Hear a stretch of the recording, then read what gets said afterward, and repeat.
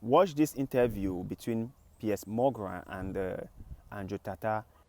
Infinitely less desirable than 18, 19-year-olds, and having effectively been having too much sex to be taken in a more respectful way. Well, firstly, even if that was the case, that wouldn't be misogyny. But what did you mean by what you said? That's not misogyny because it's not anti-women. I'm saying that an 18 or a 19-year-old woman would be more desirable. Pretty anti-25-year-old woman. Anti-25-year-old women we can argue, but not misogyny. Well, that's misogyny then, isn't it? No, it's not. Well, being anti any woman at all is misogyny. Not when I'm saying that women are beautiful and attractive at a certain age and saying the age You're is saying different. 18, 19-year-olds are more attractive than 25. Well, then ageist perhaps, but misogynistic absolutely Is that not. but you just accepted it was misogyny? No, I didn't. You said it was misogyny. I'm telling you, no, it's not. If a 26-year-old woman is watching this and has heard those comments, Yeah.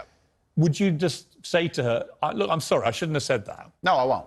I will say that I am sorry that offends you. However, there's a large contingent of the world. That doesn't mean you're sorry.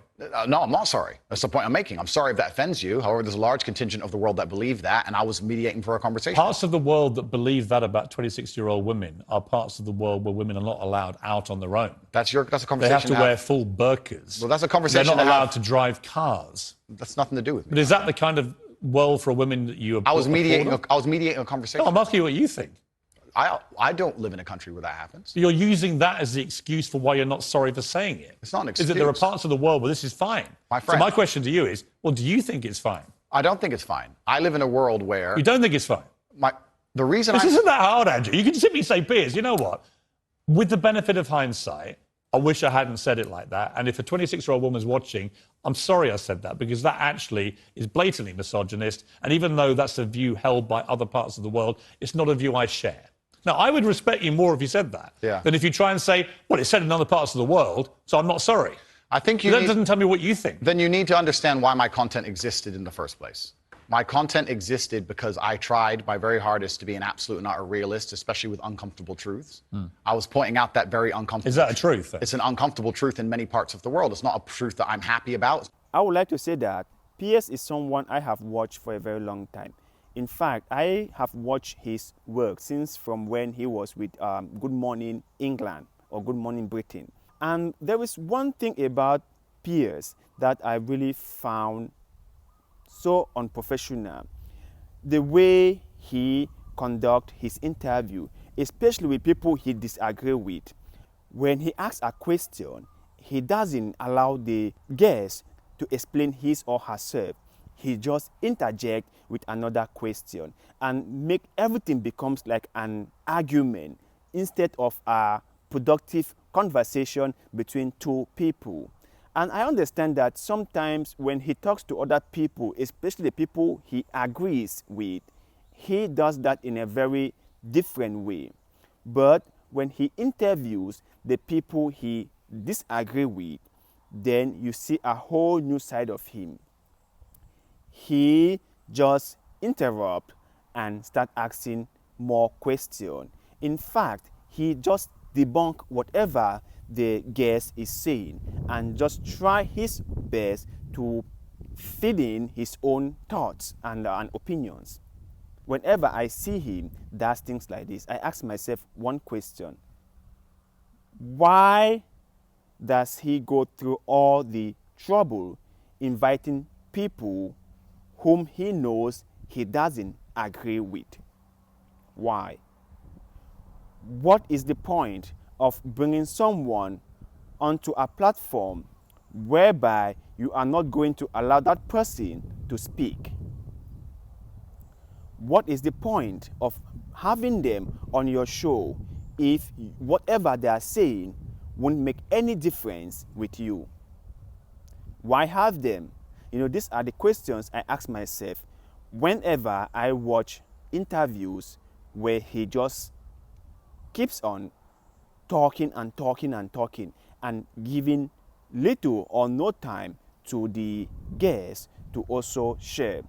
I do believe people watch his show because they want to hear what the people whom he has invited are going to say. They do not watch his show because they want to hear his opinion. I don't think so. If there is a guest on a show, people watch that show because they like to hear or they would want to hear what the guest had to say. So if you have a guest on your show and you do not give the guest the chance to share his or her thought, then why do you even bring him? Or why do you have him there? That is what gets me so annoyed with this Piers Morgan of a guy.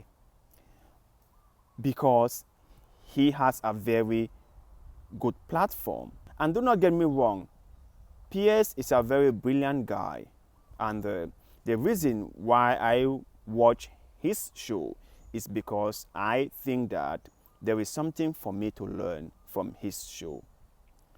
But I really disagree with the way he carries out some of his interviews, especially with the people he disagrees with. When he has people whom he agrees with, then he gives them the time to explain themselves.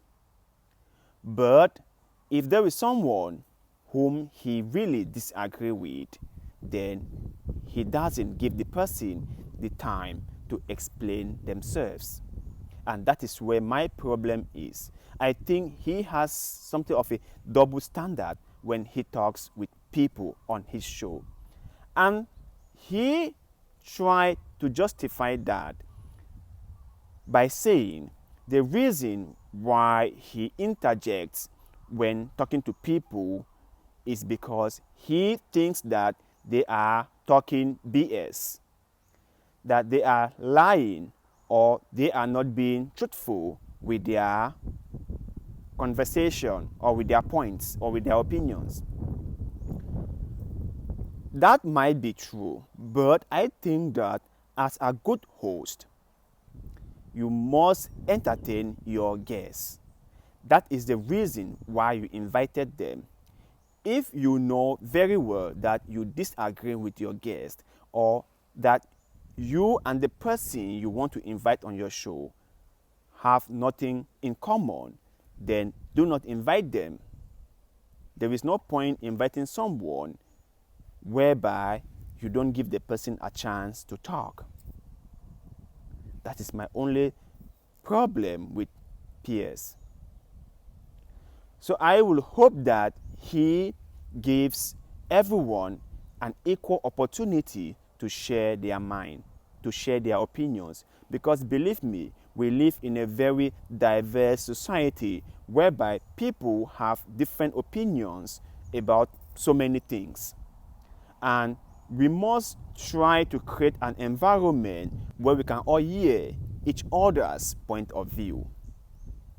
And no matter how disagreeable the points or the opinions might be, we must try our best to listen. We must hear them out. We might not necessarily agree with them, but we should hear them out. And we should give them the chance to explain their own side. But you guys out there, if you are a fan of Piers Morgan, what do you think about the way he does his interview on his show? Do you think it's okay for him to interrupt a speaker on his show? Let us know in the comment section below, because like always, we love hearing what you have to say. And one more thing, you can send us articles or topics which you found interesting and you would like us to share with the rest of the world. We shall gladly talk about it on this show. Send it to us through any of our social media platforms. Find them on this channel description section.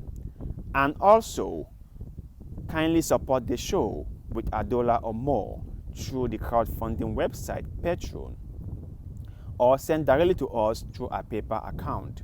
You have no idea how far your supports and donations take us, and we shall be very, very grateful.